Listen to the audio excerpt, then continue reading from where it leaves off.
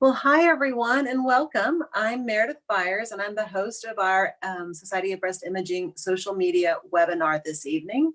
I'd like to first just start by saying welcome. We're so happy you're here and you've been able to be part of our conversations over the summer.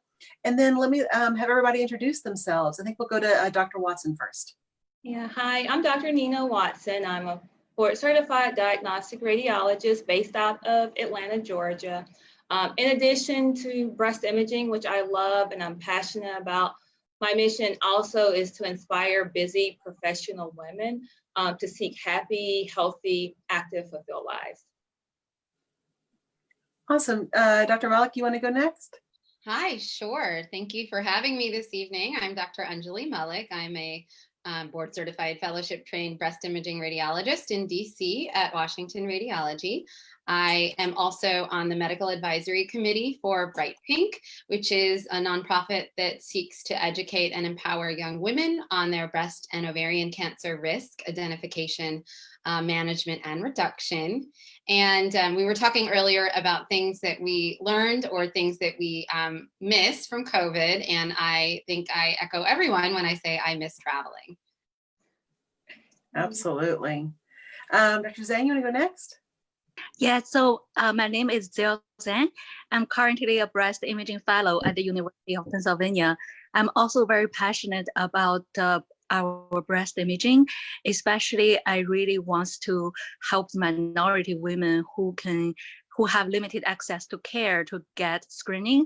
And regarding COVID, I was actually in New York City during COVID, so it's definitely an experience, and I think it's stressful, but also we miss all the daily interactions we have with everybody in person. And I also hope all the women who miss their screening have the opportunity to come back during this time. That is great. I support everything you said. I'm Dr. Meredith Byers, also board certified radiologist, fellowship trained. I am the co-director of women's imaging for the community section of Mallinckrodt Institute of Radiology, which is at Washington University in St. Louis. And the thing about COVID that I miss the most is musical theater. I really wish we could go see a performance. We had tickets to Hamilton. Oh well. So we're doing a lot of Disney streaming over here. And then the thing I've learned about myself is that I like to make bread. Who knew? So that's what we've been doing for fun. To kick our subject off, we're talking about screenings today, or to echo the words of Salt and Pepper back in the day, let's talk about screens. So we're going to start off with, you can see how old I am by my musical references. I love it. I love it. Let's start off with just a discussion about what is a screening mammogram? How does it differ from a diagnostic mammogram? And why do we use screening mammography? Why is that our screening test? Jump right in. Who'd like to start? I'm happy to start, and then we can all kind of plug in. I will start with why do we do screen? So screening mammogram is an X-ray of the breast. We use it to detect breast cancer, the goal being early detection. And just to back up for what a screen is in general, right? Because we don't just do screening mammograms, we do other kinds of screening tests. Screening tests are tests that are easy, quick, cheap, easily accessible, and have high diagnostic value, which we'll be talking about later, that can help find a disease that when found early is easily treatable and curable. So screening mammograms serve that function. So I'll let someone else chime in. And screening mammograms help us to be able to find a breast cancer if it is present before symptoms develop, before there's a lump, before there's nipple discharge or any changes with the nipple. Because oftentimes if those changes are occurring, that could mean that cancer is larger. So we want to find it when it's as small as possible and the most treatable. Yeah, go ahead. I just want to echo everyone has said. I think we said screening saves lives is really because we can find those cancer at the early stage, especially right now with TOMO. Research has been shown we actually can find those cancer when they are small, and especially those invasive cancers through TOMO screening. So I think it's definitely very helpful for us to be able to detect it early when it's most treatable. I like to tell my patients that, as you all have said, screening is our annual exam for our asymptomatic patients, and diagnostic exams, which can look many different ways, we do for basically 3 reasons. Either you have a problem, you've noticed something in your breast, your doctor or healthcare provider has noticed a problem, he or she has noted something about your breast that's concerning, or your mammogram has a problem. So you had a screening mammogram, we saw something, we found something, we're bringing you back. And so that's really the breakdown. I also just remind people, the reason we do screening mammography, it's not perfect, and we'll talk a little bit about the sensitivity and specificity, but it's our best first test. It's a low dose of radiation. It's a relatively easy test to procure. It's inexpensive. It catches both masses and microcalcifications in most of our patients. It is a great safety net to catch breast cancer.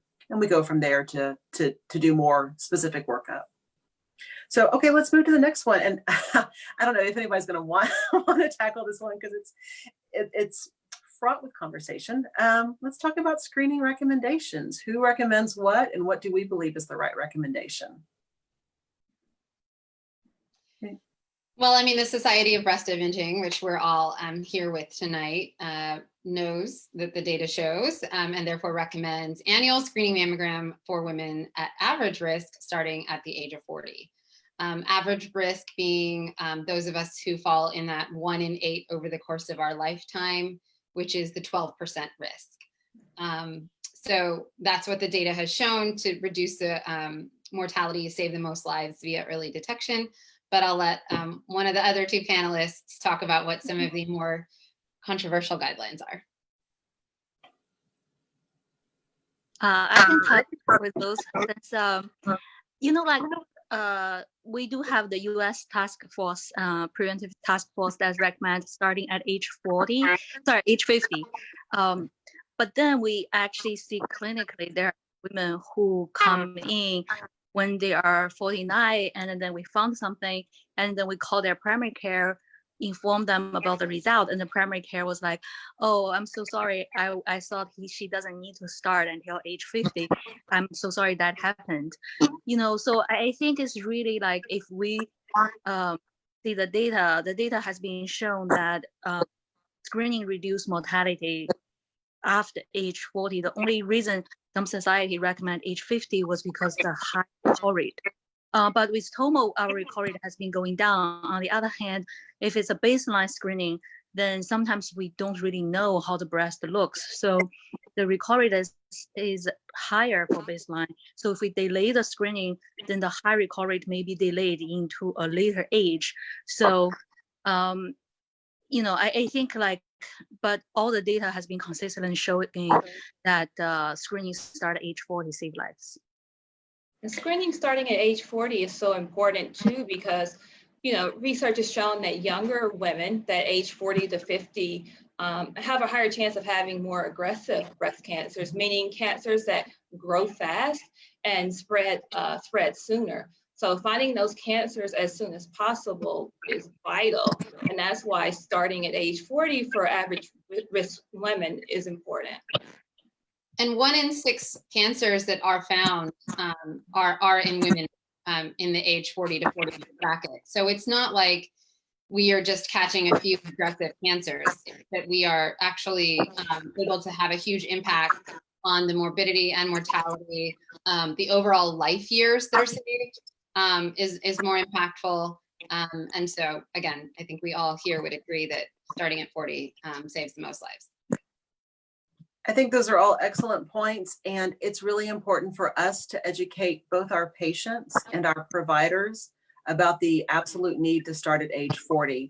And I think to Jill's point, when we have the patients who are following the U.S. Preventive Services Task Force recommendations, and we find their cancer late, it's really disheartening to us because we feel like we could have done something sooner, could have done something better. So I bring up screening recommendations because I know we all know them, but I think it's so important for us to be constantly talking about them with both our patients and our referring providers. With that said, Dr. Jean Kunjman has joined us. I'm so happy to see you. I was just going to let you say hi to everybody, introduce yourself. Hi, can you hear me? Yes, can hear you great. All right, hi, my name is Jean Kunjman. I'm one of the breast imaging radiologist at Emory School of Medicine in Atlanta, Georgia. And I'm also the director of Breast Imaging Center at the Midtown. And I'm happy to join in the discussion. We were all, Jean, we were all sharing, is there anything during COVID that you really miss or anything that you learned to do that you really like? In terms of the patient? No, I just in terms of life. Like I said, I miss musical theater. I miss going to the theater. Actually, for me, the interaction between like the techs and radiologist, I feel like that's been missing, because I always tell them, okay, you can do a little bit more on here. Like I try to educate the tech, especially the newer ones. And I feel like I don't have that one-to-one technologist education that I miss. Completely agree. We miss that. We miss that, just that personal interaction too.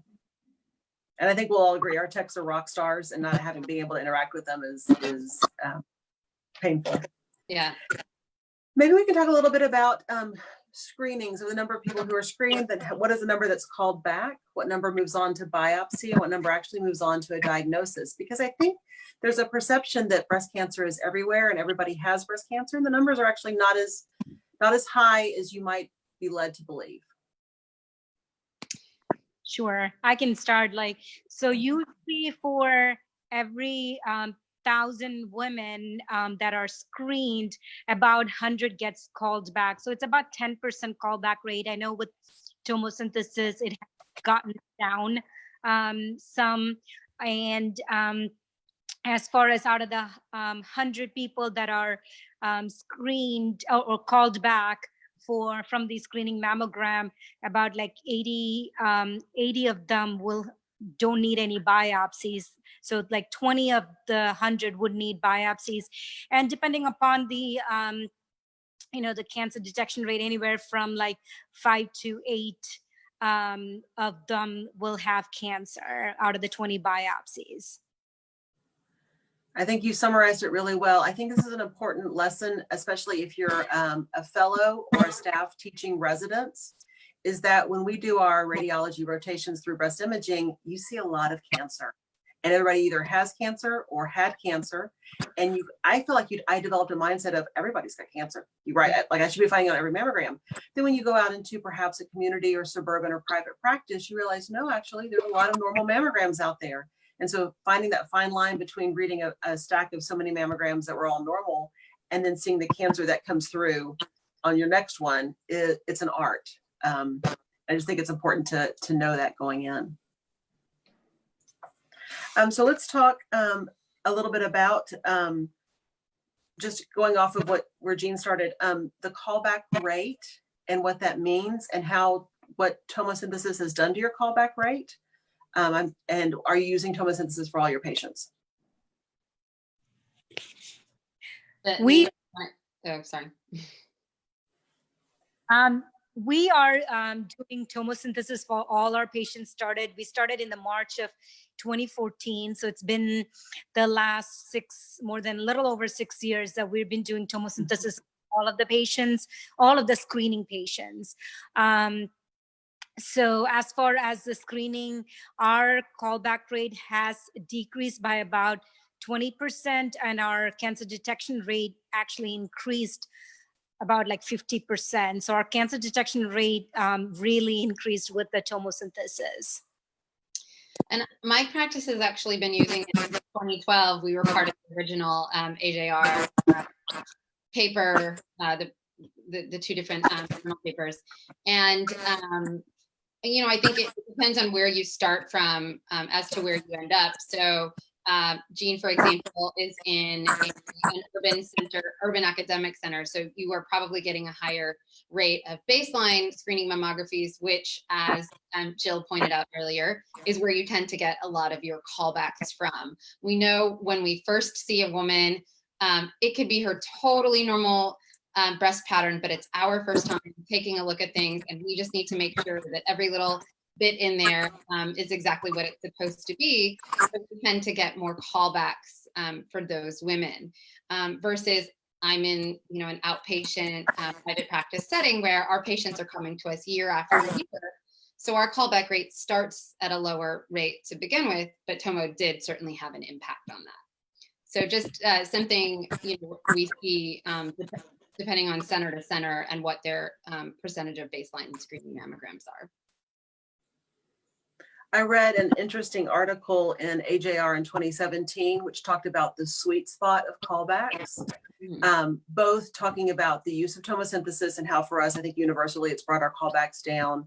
To Jill's point earlier, for our baselines, you tend to call back a lot of your baselines, just part of the process. But interestingly, they recommended that the sweet spot of callbacks was 12 to 14%, which was higher than where I am. And so I didn't know if you guys had any insight into that. It's good to hear that you all are having the same experience that I am and that we are. It's good to have that consistency. But what are your thoughts about the 12 to 14%? I have an analogy that I usually use for screening in general of any kind. And it is all about the sweet spot at the end of the day. I don't know about that number exactly, but Right.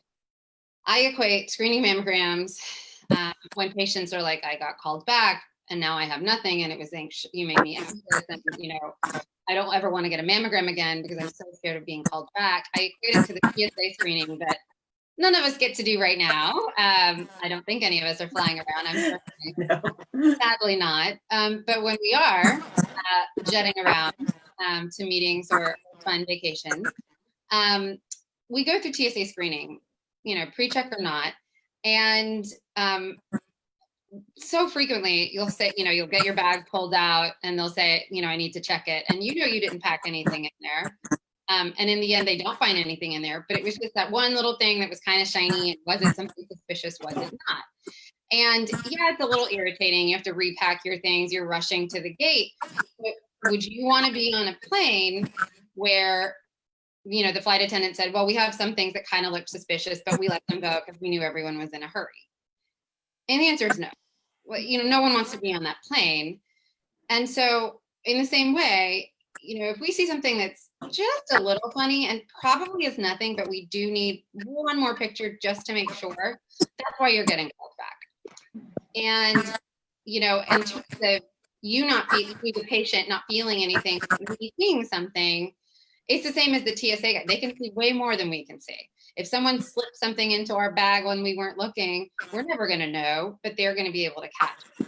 So I kind of look at, finding cancer on a mammogram and callback rate as that. I don't know. We can also talk about, the ROC curve and false negative and false positive. So, but 12% to 14%, I think we could all agree is higher than what we would have expected. And I think also, to factor in sort of the practice setting and, the experience of the breast imager, fellowship trained. Are they only reading breast imaging? Are they also reading, diagnostic, regular general radiology, the numbers of mammograms that they're reading every year? All of those things sort of factor in also to the callback rate. And then also not looking at the callback rate just as an isolation, but then also looking at that in connection too with the cancer detection rate, which is also very important when analyzing the two.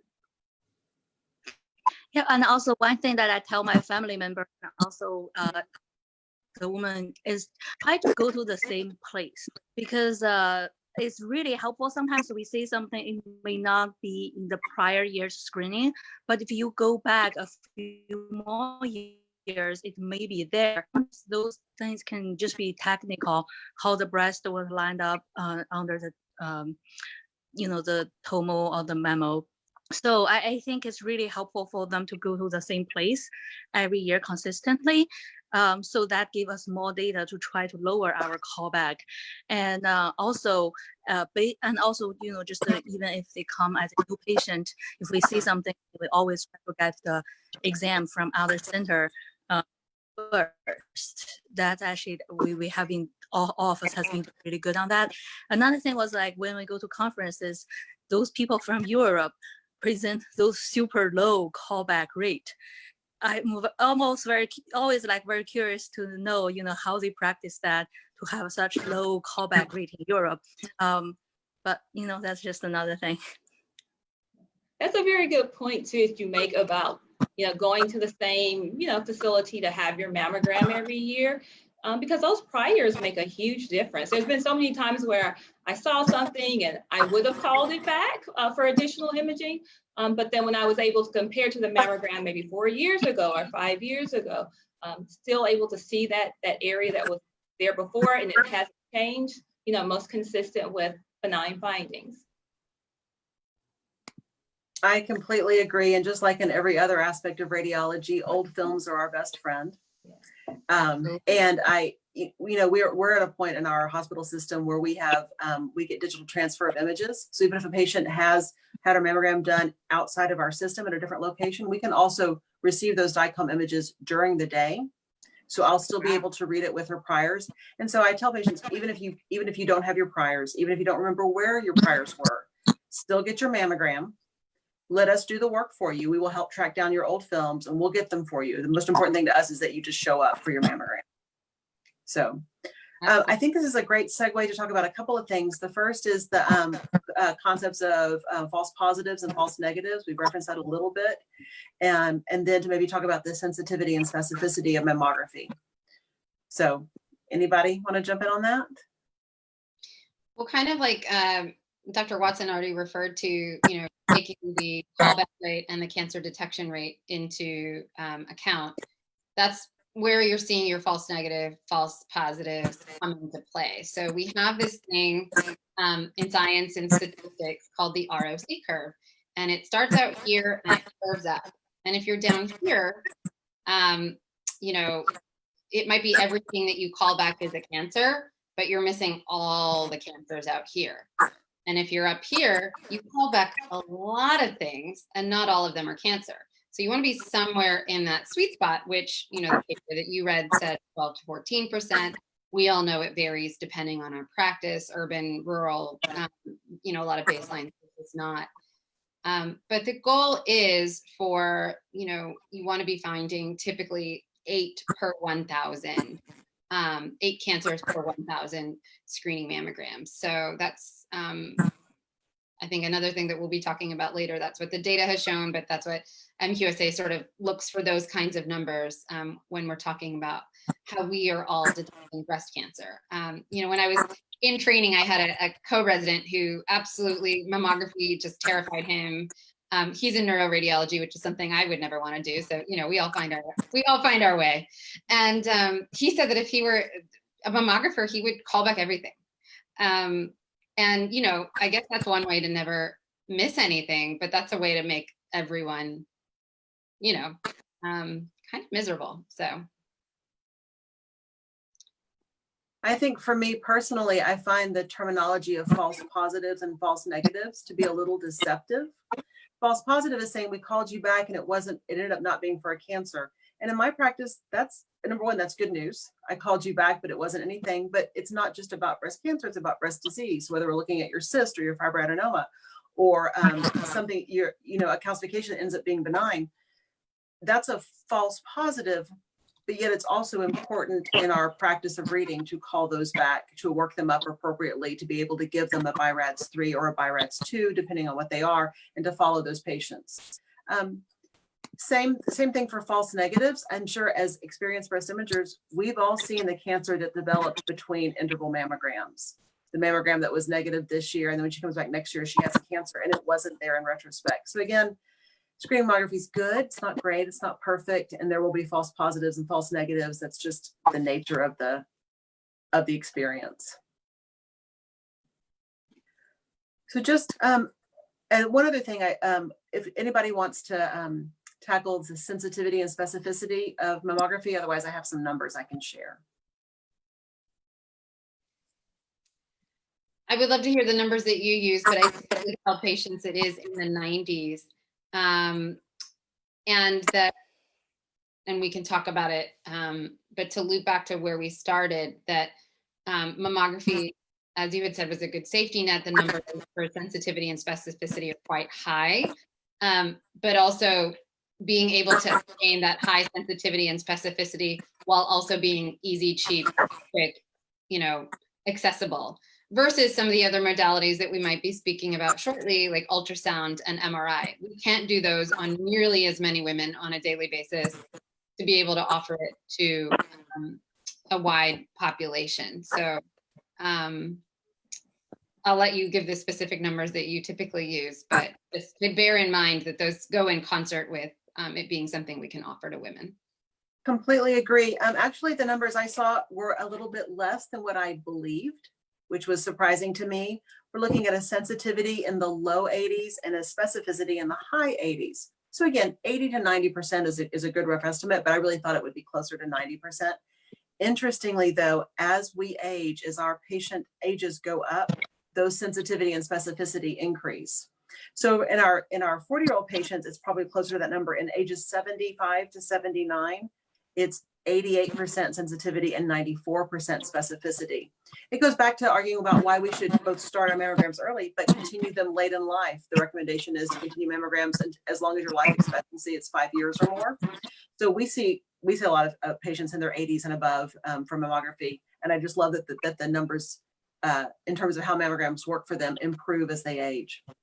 I'm just going to take a quick moment and remind all of our panelists, and when we're not talking, we're going to try to stay on mute because we know with Zoom there's a lot of issues with feedback. But with that said, and Angela, you mentioned it first, for our patients with an increased risk of breast cancer, what are we doing for them for screening? What are you telling these patients? What are you recommending? So I do, of course, the SBI ACR, we do recommend that all women have that formal risk assessment with their physician or healthcare provider before the age of 30. 30 being the magic number, because if we're going to start early, it's probably going to be, in that 10-year prior to 40 range. For them, depending on where their risk assessment falls, we offer, if it's much higher than 20%, we're offering an MRI in concert every 6 months with a mammogram. And for some, if it's just dense breast tissue and a slightly elevated risk, you can start with a screening ultrasound. But again, it's where that risk assessment comes really into play. And for some of them, it just means starting mammography earlier than 40. Do any of you? We do lots of. Go ahead. Sorry, go ahead. No, go ahead, Jill. Okay, we do lots of screening MRI. Also, because at Penn we have those abbreviated protocol, we have the women pay a little out of pocket, basically the same price as the ultrasound, and then was very fast sequence, just the T2 and 1 post contrast sequence basically, and then that has been working pretty well. And also our high risk, that's actually not really for the high risk, it's more for people whose average risk and have a dense breast, things like that. For our high risk, we do lots of screening MRI, and it's actually helpful when they come consistently, because sometimes those high-risk women also have very complicated patterns, and then you can compare year to year and be able to detect the cancer early.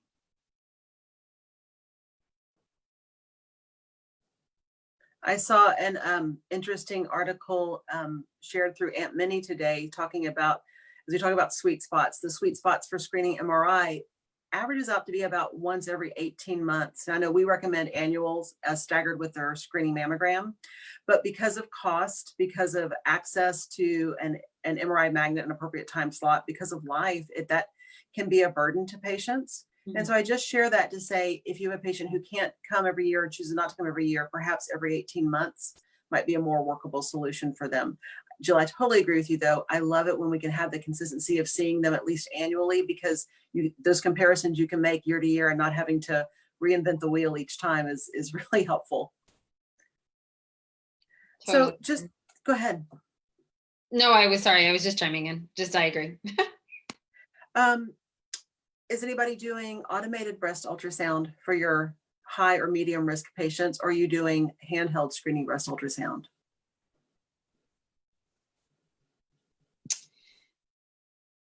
So I think you and I talked about this in another seminar. We actually do our own ultrasound in my practice. And so we do our own handheld ultrasound as well. I did train at one of the at GW, where we did some of the original research on ABIS. And of course, it is a wonderful technology to be able to offer to so many women. But we found that just being able to be right there live and making decisions is what worked best for us. But I do know that there are a lot of practices that use the ABIS.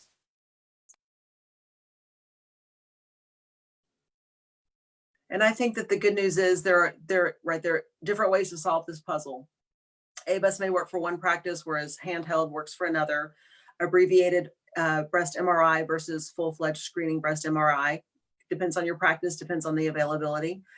So there's more than one way to solve this puzzle, which is, I think, a great thing for our patients.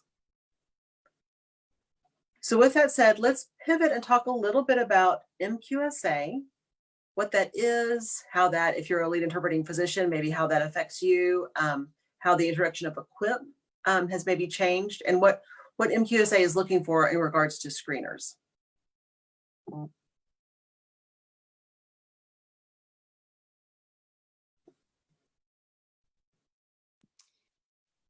Well, we, and I don't know, Jean, if you have something, since you're director at that Midtown Center, but kind of how I had referenced earlier, when we read, those of us who read screening mammograms are sort of loosely held to a set of parameters when it comes to how many women we call back from screening mammograms, and how many of those go on to be cancer, the kinds of what do we recommend a biopsy on, and how many of those go on to be cancer. So we have an entire statistical analysis of our ability to interpret a mammogram and detect breast cancer. And again, the goal just being that we want to detect as many cancers as possible while minimizing, those false positives. And I strongly use air quotes because those are a necessary part of screening. I thankfully have not had to do as much on the EQUIP end. Others in my practice doing that, so I'll let someone else chime in for that. Yeah, I don't have much experience on the EQUIP either. One of our other radiologists, like, she's the one who's taking care of all the EQUIP stuff from all the different sites. So I don't have much experience on EQUIP, but as Anjali was saying, that it's more about, like, we are following the standard, whether it is the recall for radiologists, for the technologists, what are their technical callbacks, just to make sure, and also the equipment, everything is just more a standard that that each of the facility is following. Sorry, I didn't mean just to show you all my big thumb pushing the unmute button. I'll speak a little bit about MQSA and EQUIP, just because I think it's important for anybody listening to understand how hard we work in our individual groups and as a society to provide quality, consistent mammographic imaging for all patients. And I'm really just reading from the FDA website. The FDA website put the mammography quality assurance, National Mammography Quality Assurance Committee together in 1999. That came up with the MQSA, the Mammography Quality Standards Act, which requires three things. Number one, it requires that all of our machines, equipment, screens, et cetera, are assessed, have ongoing QA at various intervals, and that the lead interpreting physician signs off on all of that. And that goes for our screening monitors as well. It also says that we have a way to record keep all of the mammograms we do, all of the interpretations, who perform them, and that the patients receive that information. And that we have an audit system so that we have a way for both patients to receive their information, get the results, and we have a way to keep track of it. And that comes down to an annual inspection. So we all know we have an MQSA inspection once a year. And you spend the whole year working on making sure everything you're doing is exactly where it should be, to have perhaps a 2-hour or a half-day inspection time with your state inspector to go through all of those records to make sure everything is consistent and appropriate. So it's a combination of a medical legal process to make sure that we are providing the utmost in consistency and quality of care. I think EQUIP was, it was January of 2017. So I'm our EQUIP lady. EQUIP is the next level of MQSA, and it stands for the enhancing quality using the inspection program. I have to look down because I never remember that. But basically, it's then requiring 3 additional things to have happen. Number 1, that your lead interpreting physician is assessing the quality of the technologist's performance. So you're assessing images to make sure that they are meeting all the parameters of what the ACR requires in terms of mammography images. You're assessing your physicians to make sure they are reading appropriately, following the parameters that the ACR requires, and that you have a feedback and oversight program. So you have a way to both communicate either these exams are good or not good, and here's the reason. You have a way to show that that feedback is received and acted upon. So it's really a 3-step process. The terms around it are very loose because I think the FDA does not want to tie us to one specific way of doing this, and each center probably has come up with their own ways. But it's, again, just one more level of quality assurance that we're providing for all of our patients.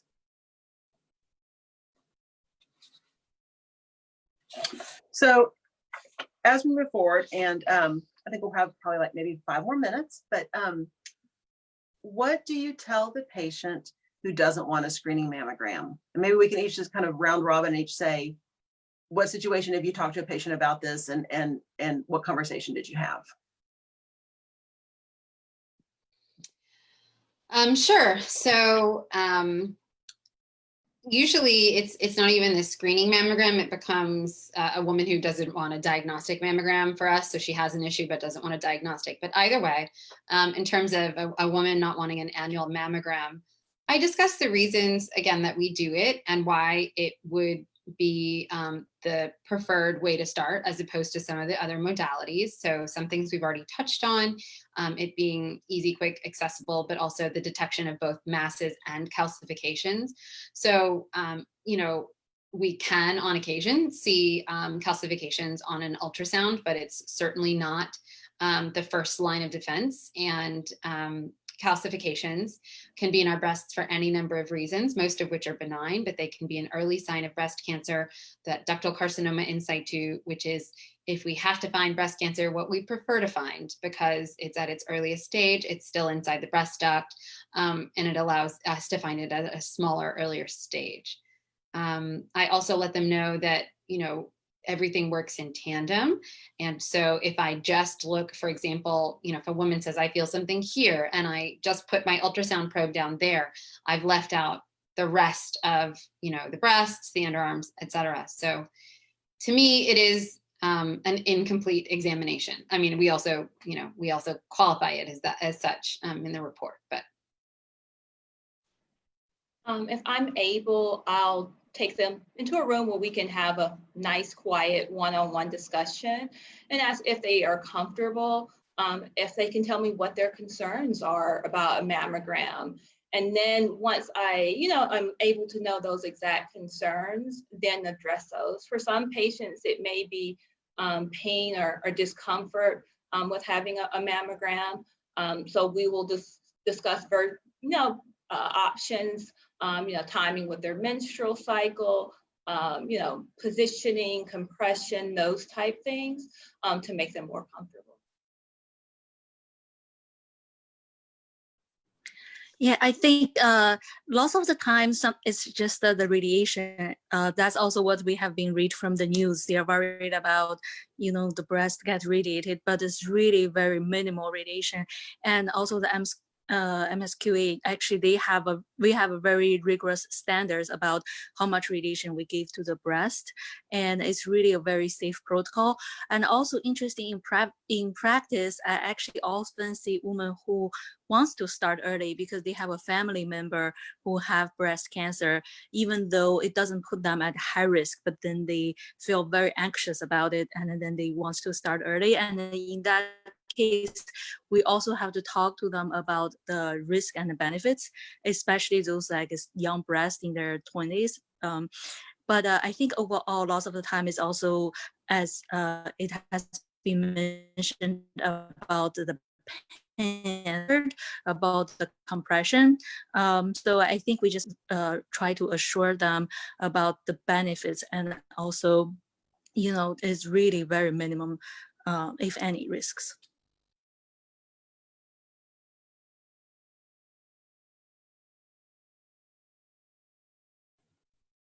Jean, is there anything you'd like to add?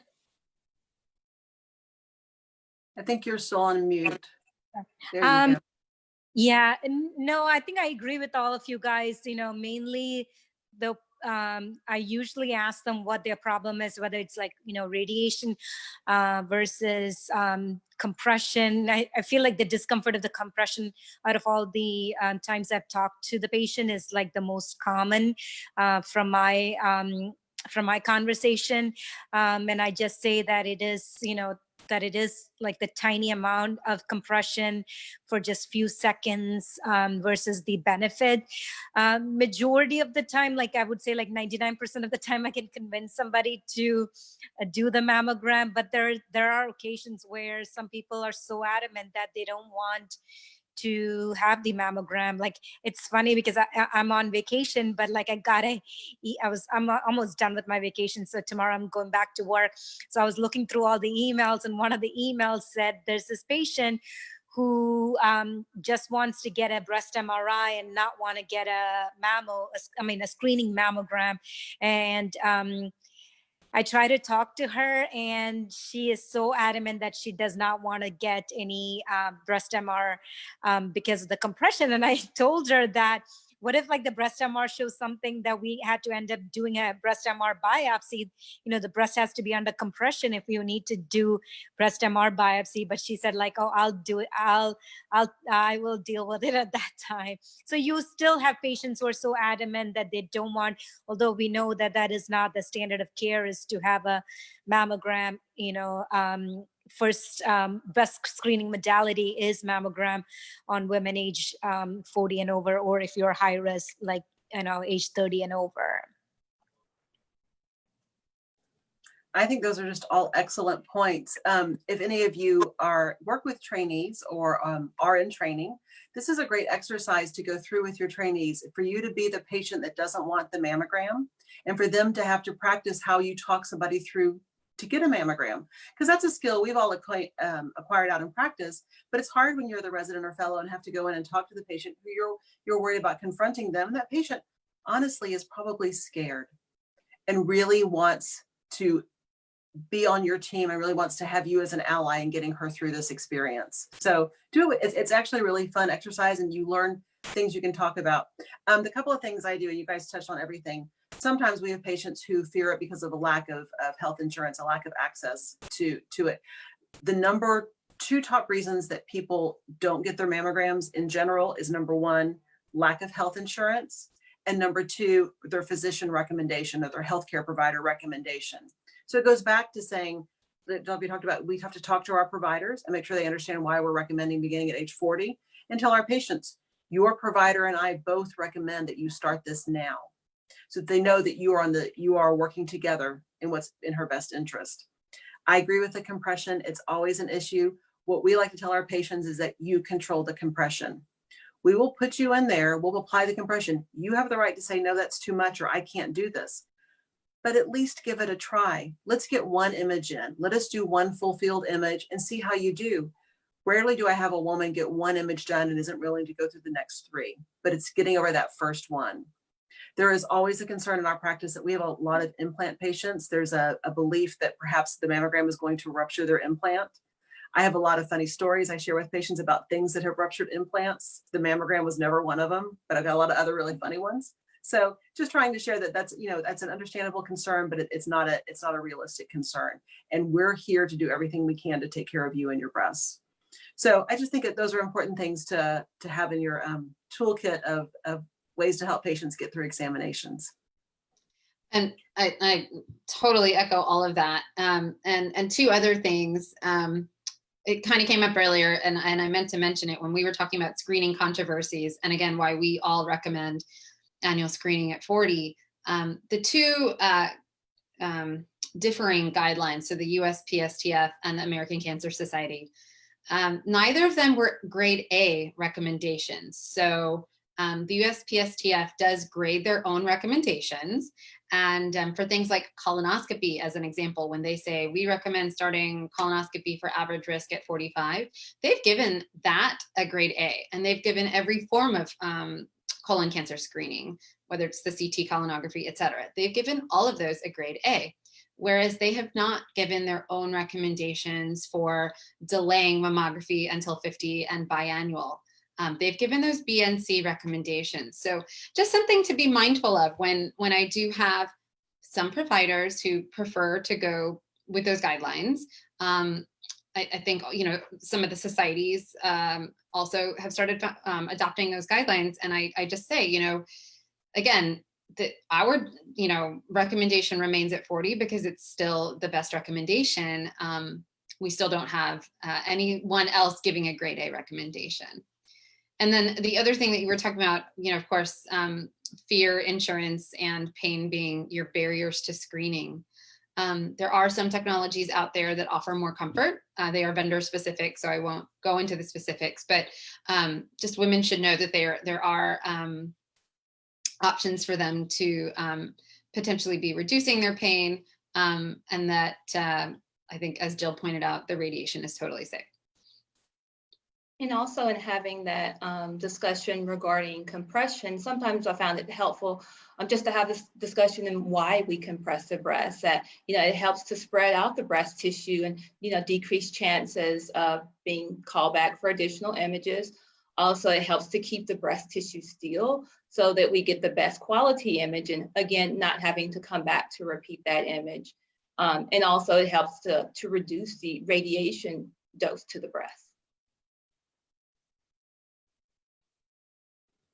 I think that's excellent. And I think you're exactly right. When patients understand the why, it makes the what a lot easier. So, well, we've covered, I think, most of the questions that I shared. Is there anything else you guys wanted to talk about? Or anything I didn't ask that you wish I'd asked? I think you did a wonderful job moderating this evening, and thank you for being so organized about all of this. I tell you, I hope that our viewers enjoy this. I find this to be something I look forward to every week. Being able to talk with you all and being able to explain things about our day-to-day practices is really beneficial. I want to just take the moment to say thank you to Drs. Watson, Malik, Zhang, and Kunjaman. You cannot ask for 4 better radiologists to be on with to talk about this information, and I really appreciate the opportunity to talk with everybody. We do have one more in our summer series, at least one more. I know I think it's the one for next week is going to be on what to ask at your breast imaging exam. So I really encourage everybody to be part of that one. Again, will be next Monday, 6 p.m. Eastern, same station, same time. Again, with a wonderful host and moderator. So we look forward to having you back with us for that. Anything else anybody wants to add? No, I think it's a great session. I always feel like I learned so much from everyone, especially I can, see different perspectives about how people do things at different centers. So super helpful. And also it's really great moderating with all the questions so well organized. Thank you so much. Thank you, Meredith, for organizing and moderating it, and all the panelists. I enjoyed.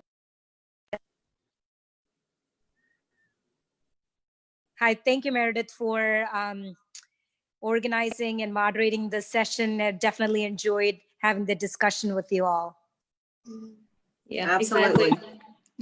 Yeah, such important such important information, just because it helps women to make the best and most informed decision regarding their health care, for preferring for providers to make certain that they're giving the best recommendations for their patients. Thank you. And I think I can speak for all of us when I say the reason we all went into breast imaging is because we love our patients and we love connecting and communicating with them. So always know that we are there to talk with you and with them. That's one of the joys of our job. Absolutely. Well, everyone have a great week. We'll see people back next Monday. Jean, safe travels home from vacation. Hi, good evening. Bye, everybody. Bye.